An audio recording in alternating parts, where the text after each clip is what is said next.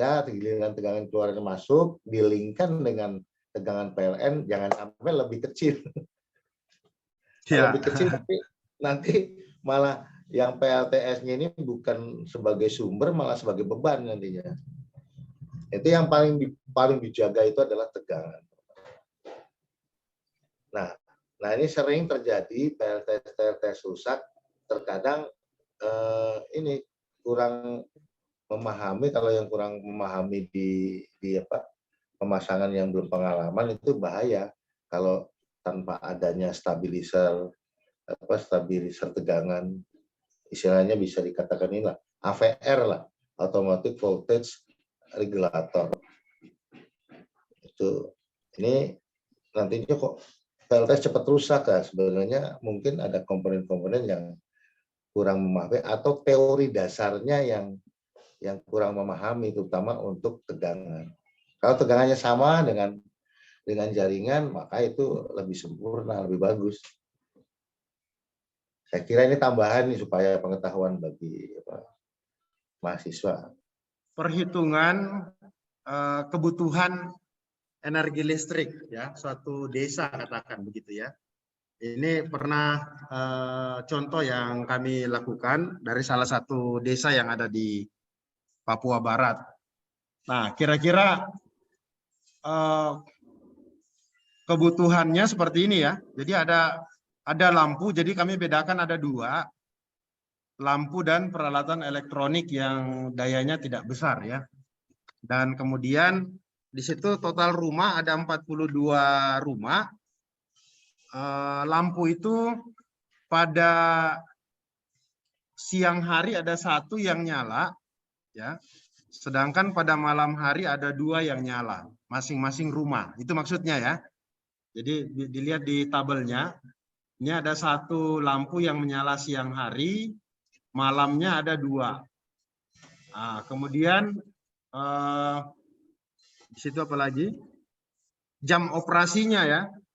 Jam operasinya yang siang hari itu menyala 6 jam, yang malam hari itu menyala 12 jam.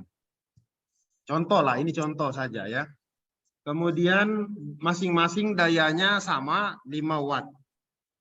Nah, kemudian dihitung total berapa energi yang dibutuhkan dari jumlah lampu dengan pemakaiannya berapa lama. Jadi didapat sekian WH ya, watt hour.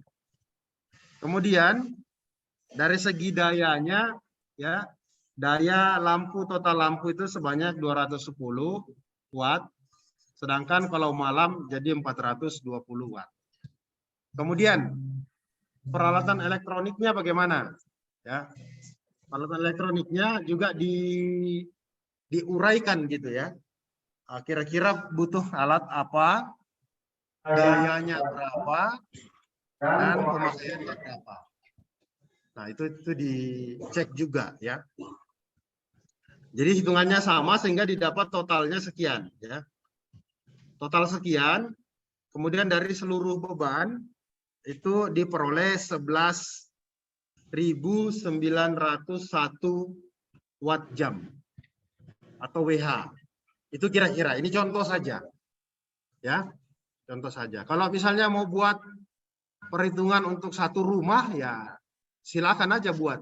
Satu rumah itu butuh berapa watt jam energi ya. Kira-kira seperti itu.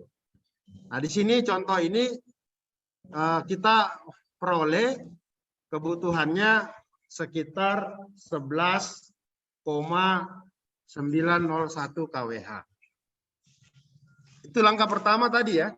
Langkah pertama kita menentukan berapa kebutuhan energi. Setelah itu apa? Ada yang masih ingat? Langkah kedua apa? Apa?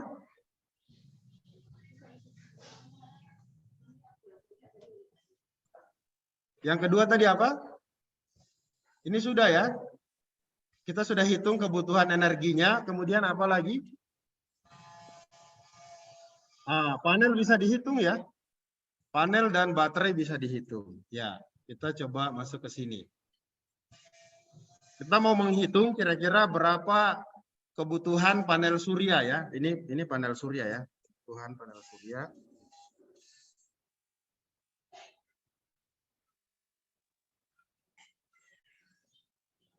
Nah, yang pertama kita cek lokasinya dulu. Misalnya kita ambil satu lokasi di sini ya. Kita perlu data iradiasi masing-masing lokasi. Jadi kalau kita kebutuhan energi seperti yang tadi ya, yang kita hitung di awal, kemudian kita mau rancang untuk lokasi yang berbeda, itu bisa saja nanti tidak sama. Kenapa? Karena iradiasinya berbeda. Jadi referensinya bisa buka dari Global Solar Atlas, nanti kemudian masukkan koordinat, kita peroleh data ini ya. Itu diperoleh di situ datanya sebesar 4,867 kWh per meter persegi. Ya. Jadi global tilted irradiation at optimum angle. Jadi itu kira-kira datanya yang kita butuhkan. Kemudian nanti kita gunakan menghitung daya puncak. Ya. Tapi kita memperhitungkan adanya rugi-rugi di masing-masing komponen yang apa istilahnya yang ikut berkontribusi dalam sistem PLTS ya. Contoh misalnya ya, di tabel ini bisa jadi referensi. Misalnya PV temperatur loss itu sekitar 12% rugi-ruginya. Ada shading atau dirt, misalnya kotoran ya, debu di atas panel, itu katakan misalnya 5%. Toleransi PV biasanya 5% juga. Kemudian ada solar charge controller, misalnya katakan ada losses sekitar 5% di situ. Di baterai misalnya 20%, inverter 8%, dan di kabel misalnya contoh 3%. Ini perlu ya. Artinya apa? Ada energi yang akan hilang di setiap komponen yang kita pilih tadi, yang kita gunakan. Jadi kalau kita pilih komponen yang efisiensinya jelek, ya berarti nanti justru dia yang nanti akan menyedot energi itu. Nah, ini nilai referensi saja ya, nilai referensi saja. Jadi hitungannya daya puncak PLTS yang kita kira-kira perlukan nanti ya adalah sebesar berapa energi yang dibutuhkan ya dibagi dengan iradiasi di sini kali katakan total efisiensinya ini sekitar 54% ya. Nah, nanti kita peroleh sekitar 4,5 kW atau KWP dipasang untuk kebutuhan tadi sebesar 11,9 kWh per hari. Ini contohnya. Bisa ditangkap penjelasannya?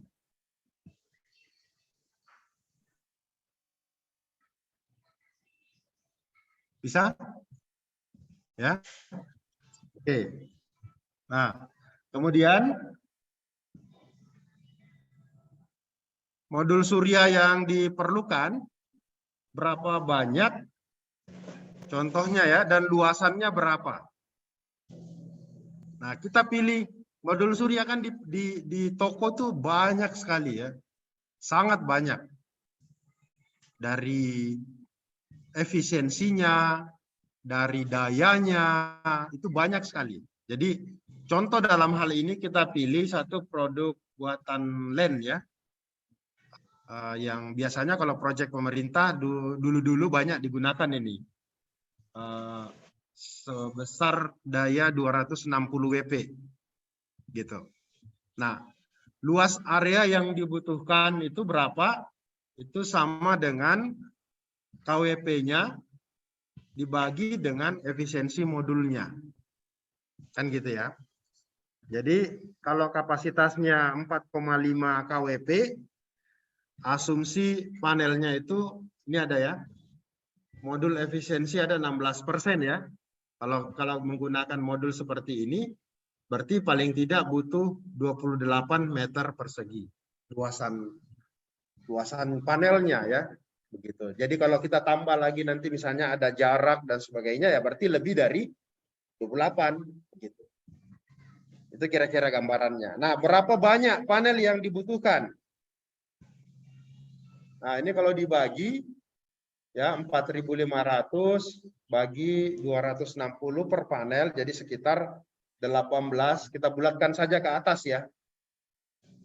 Itu sebesar 18 buah panel surya. Dengan spesifikasi yang ada di sini. Panelnya ya.